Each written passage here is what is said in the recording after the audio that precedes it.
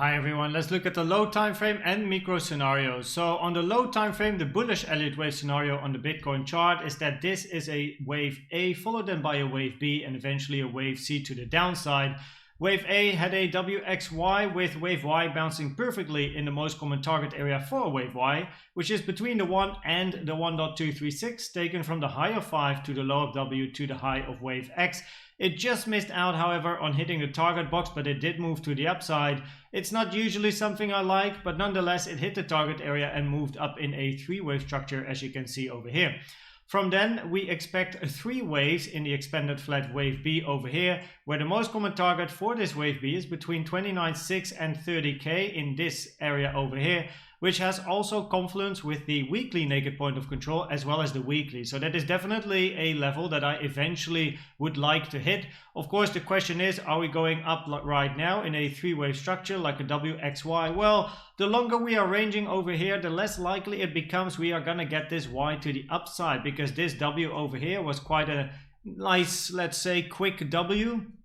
Then we have wave X, and usually W and Y have some sort of a 1-to-1 fib time relationship. But now, of course, wave W went up quite, let's say, impulsively, even though it's a three-wave WXY. And this wave, potential wave Y, I mean, I can put wave X, of course, to the right over here, for example. But then still, this is a big range. So it starts to become a bit more likely we might go to the downside.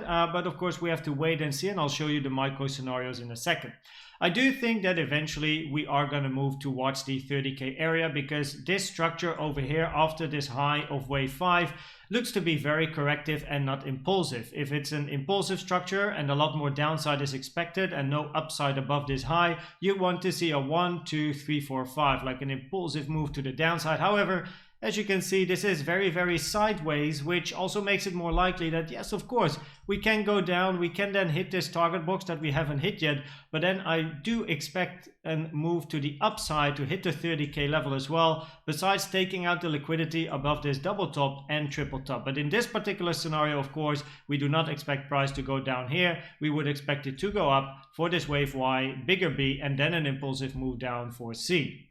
The trading setup over here was entering the longs, so that is very nice. Stop loss was below here, but by now, of course, break even with the target of this wave B, take profit 1, for example. Of course, it's educational, guys, it's YouTube. So in this particular scenario, of course, if price moves to the downlight, the break even stop loss over here is triggered, which is absolutely fine. If we then go to the more bearish scenario, which starts to become more likely, the longer price is going to range. So the more it's ranging, the more likely it is we're going to go to the downside, as I just mentioned with the bullish scenario as well. In this particular scenario, the low time frame bearish one is that this is a WXYXZ. Most common target for wave Y in a WXYXZ is the 1-to-1, which has been hit very nicely indeed. Then we have wave X, and eventually looking for this to be then a 3-wave down for wave Z. And this is then also a WXY, which basically means that we have a 3-wave structure, actually like this, 3-wave structure in W, then a potential triangle here in wave X, and then eventually we are looking for a 3-wave structure in this wave Y to then finish a wave Z, which also is a 3-wave structure or a bigger triangle, but that is very unlikely at the moment. The most common target for this wave Z is this white box over here, which, as you can see, has nice confluence with this blue target box. And for a little bit of additional confluence, the target area for this wave Y is basically the 1 and the 1.236 fibs inside the bigger target area. So the target of W, X, and then Y is inside the bigger target area for wave Z, which actually is quite nice Elliott Wave confluence, if I like to say so, or may say so.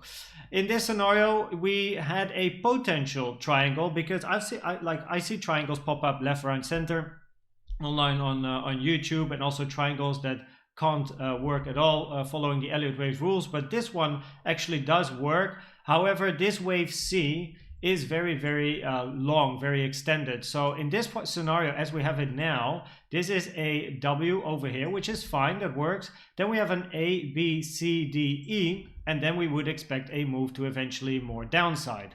Now, in this particular scenario, the invalidation is if price goes above this high over here, above this high, which is wave E, then this triangle for me is invalidated, or at least no downside is expected.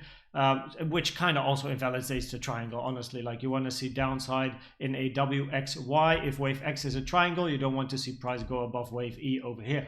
The odd thing, I suppose, is that this wave C went even and closed even above the 886, which is incredibly rare. The most common target for wave C is the golden pocket, the 618 and the 66, as well as the 786, but it closed above the 886, and therefore actually it makes me think this structure is not a triangle but something else. However, the official invalidation for wave C is going above the high of wave A, and as you can see, it did not do that. Now the other waves, wave B over here, wave D and wave E, did hit their target. It's only wave C that is a little bit out of sync with the rest, but I mean, it's not invalidated per se because it didn't take the high of A, so this is definitely a legit scenario. The alternative, I suppose, on this time frame is that this is a W, then we have a 3-wave X, and this is already the beginning of a wave Y to the downside. So then instead of this being a triangle with wave X ending over here above wave E, we move X over here and we then have a WXY as an alternative. However, the targets are the same, which is the target box down here between, let me actually click it, 27,162 and 26,936. If we then go to the micro bullish scenario over here, we of course, we still have the potential long setup over here where the stop loss is now below this low, or maybe even break even. If it's below this low, it's not been triggered just yet. Of course, the potential long setup, however, in this being a WX, and then looking for that Y towards 30K, but of course, price has been ranging for so long, testing this target box already for like 4 times now, maybe even you could say 5 or maybe even 6, like 1, 2, 3, like an endless amount of times. The support area is becoming weaker, and yeah, the chances become bigger, price is going to fall through. Now first, with the long setup, we had longs lettering in this area, stop loss below over here, looking for that Y to the upside. But I mentioned already throughout my videos and throughout the range forming, we moved the stop loss up towards the low of wave X, then eventually below this low, which means that if this potentially is, of course, an Elliott Wave Bitcoin long setup scenario, which is educational again, we move from, let's say, a 1% risk stop loss to then a 0.2 or 0.1% to literally almost like a break-even trade in case price goes to the downside. The short over here was hitting the targets, bearish divergences, entering the short where this was the target, which was very nice. Of course, price can go to the downside and continue. That's no problem, because as responsible traders, we sometimes, you know, we just close our trades at support and resistance areas as well, or take profit, leave some running, but never FOMO in trades in case price goes to the downside and you're not part of that downside move, right? We don't FOMO into trades. We are disciplined and responsible, patient traders waiting for the setups to come to us, because we have, as traders, a great personal developed strategy and entry requirements fitting that strategy. As you should likely have as well.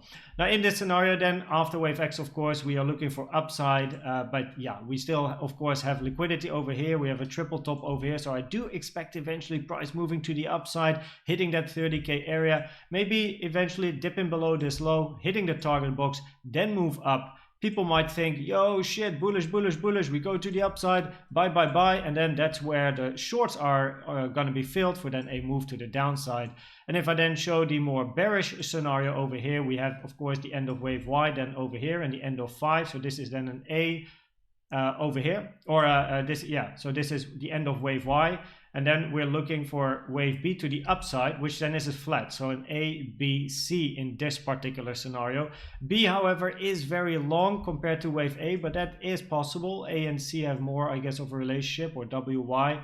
But yeah, wave B is getting very long. So maybe the more low time frame WXYXZ is more likely, considering the 2 bearish scenarios I have. But this is a 3-wave A, then a WXY in B, where now you can see the X is over here or here. It doesn't really matter for the scenario because we just expect downside to happen, right? So then in this scenario, the potential long setup is entering the longs around the target box over here, stop loss below these lows, trading it to the upside.